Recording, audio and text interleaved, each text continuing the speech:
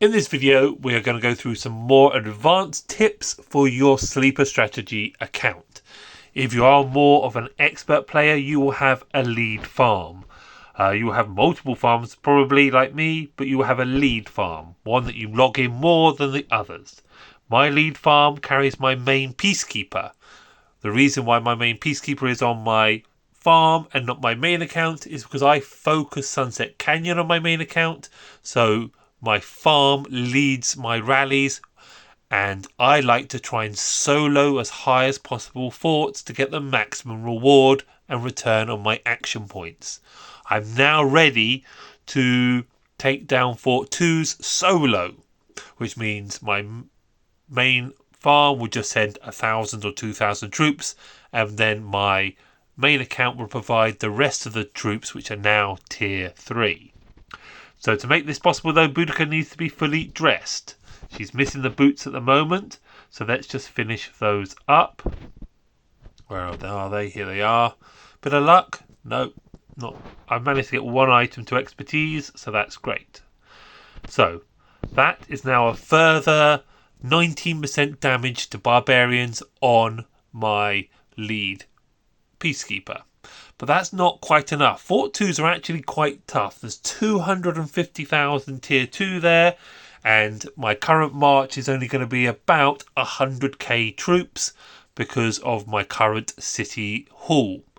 So the next thing we need to do on this account is clear this so it's finished. Then into items, and we're going to swap the civilization to boost our damage. So if we go to Arabia here, we will get an extra 10% damage to barbarians, which is huge, on top of the 25% Boudica already brings, and on top of the 35% that Lohar brings, plus Boudica's talents. Also, damage dealt by rallied armies, 5%, and of course it's a rallied army that attacks a barbarian fort. So we're going to swap here. Confirm. It will change the look of my city from Britain to Arabia. I'll lose 5% on the training, but I'm really past the point now where I can gather 3 resource points in zone 1, no problem, with the army I have on this account. So when we go to attack a fort now, let's just attack this. Let's attack this. So attack. What are we looking at now? We've got 76% to damage to barbarians. Now I know those with Minamoto and Cao will think that's not a lot, but that's pretty significant. Also, of course, remember I'm using the commander here, and oh look, there we are, and I'll pop Lohar in the drill sergeant. That's a 1% extra attack there. So I've got 5% damage to barbarians. I've now got damage to barbarians from my civilization, and of course, being a peacekeeper, I've got lots of damage to barbarians on my commanders. So I'm at the point now where I'm confident I should be able to solo a Fort 2, which is quite a significant reward. I think it's 30,000 XP and lots of resources. So quite a significant reward, and certainly more than I'd be getting joining a Fort 3 rally, even if they have a great commander in charge.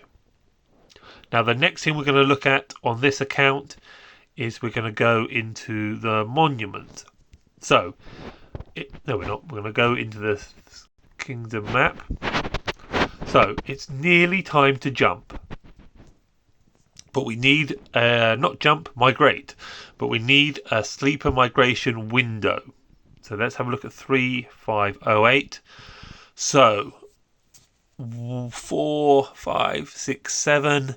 1 day and 7 hours before the target kingdom opens. But what we need to time is when we can go. So my farm can go in 1 day and 7 hours because it's not going to complete the monument. The next monument finishes in 1 day and 23 hours, but I haven't completed that. But what may be useful, rather than just sitting in this alliance, because I've already got my passport on the lead farm here, What I could do is go out and find a smaller alliance that will accept me at 700k, which will then get me this reward before I jump. So that would make the jump window for my farm account 1 day and 23 hours. My main account, though, is going to be a little different, because my main account, I want to wait for the event Expedition Dash. Now, if I wait for this event, I will, of course, collect my reward, which is not a lot, but 200 gems and a 1 hour speed up. So I can hang on for that, and it's not going to affect my landing. Because if we have a look here we are. This is my target kingdom 3508. So this will finish before whatever happens. So there's no way I can get that. 30 alliance members have 65 members. Will finish immediately, I hope, because it's a good kingdom, and they're going to be in the flag building monument phase whatever happens. So that's the target windows I'm looking at. So for my farm, leave this alliance, try and get a monument reward. If I can't get a monument reward, I may as well just go as soon as it's 10 days and start collecting resources in my new target kingdom. But for my main, or your main account, if you completed Expedition Dash, that's your window. That's what you're waiting for. Now, we're going to come off this account now, and we're going to switch accounts, play with another account, and we're going to switch the account over here. Sorry, this just takes a second. Now, I know there's lots of clever ways of playing your farm accounts, but I just do it on my mobile. I'm aware you can have virtual phones on a PC, or you could have multiple devices. Right, here we are. Now, why are we over on this farm? So this is not a lead farm. So this farm has not been getting logged into as much, so is a little bit behind on the alliance coin. It's going to make it, but what you need to remember is this is not a peacekeeper farm. This is just a farm. So I'm not going to be running Fort 2s with my main on this account, which means once you've got to the City Hall 16, which is the minimum you need to be able to migrate, you can then build your blacksmiths. Here it is. 12 seconds. Let's not wait. Have I got a 1 minute speed up? No, I haven't. So we are going to have to wait. I'm not spending 3 gems. That's how I am. Right. Blacksmith is now done. So if we now go to the keys, and I've got 3 keys to open. So what you need to remember is equipment is not important on this account. Brilliant. You usually, for some reason, get an epic early. I have on all my farms. But that's going to make this nice and easy. Any more? There we go, and a hand. So we can now simply, I have no intention of building epic equipment on my farm. So remember, you can go into the shop, into your stock, into your bits that you can sell, and you'll get 45,000 for an epic, and you'll get 2,000 odd for a blue, a white, green, and I think it's about 8,000 for a blue. So let's now sell this. There we go. So I've got my 600k. So if your farms are lagging a little bit behind on Alliance coin, hopefully you've been doing lots of slow build flags, but it's not always possible, especially if you've not set up the control of your own alliance like we have as a group. But of course, as a group, getting a centre fortress up was easy, where if you are on your own or in a much smaller group, getting the centre fortress up is a bit of a job. Now let's go here, grab a passport. Bang. So that's another farm ready, level 16. This one, well, it's not completely ready. I need to get my trading post up a little bit more. So let's get this one started. Oh no, I can't do it until that one finishes.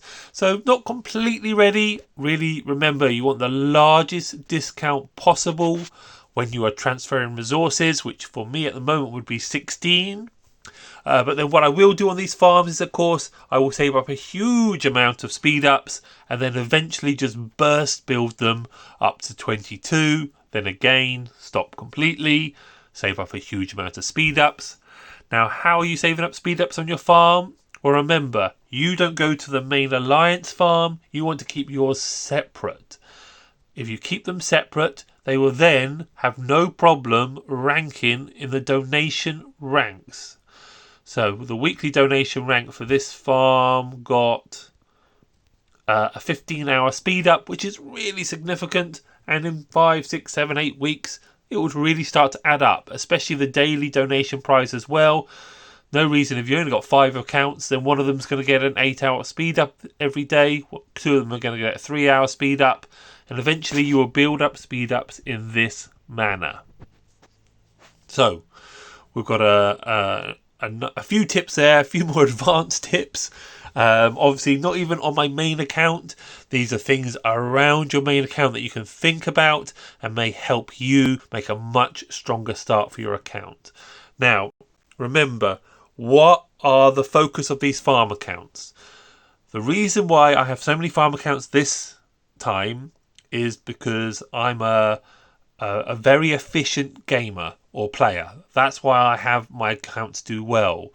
But the reason my accounts sometimes fall over is if I get to a city hall or I get to something where I cannot afford to progress it because I don't have the resources, I start to deviate from the best path or the most efficient path. And after a while, it can ruin the account. You need to try and have the resources to stay on the most efficient path until you get to City Hall 25. And it is a big ask. So keep that in mind. If you haven't got resources to help your account, especially once you've got to City Hall 20, it starts to get some big numbers. You need to have plans for your resources. Okay? I hope this video helped somebody. Looking forward to joining the guys in 3508. I've just been having a little nose at their flags. And I'm looking forward to joining them and perhaps maybe even building a few flags myself if they let me. Thanks for watching.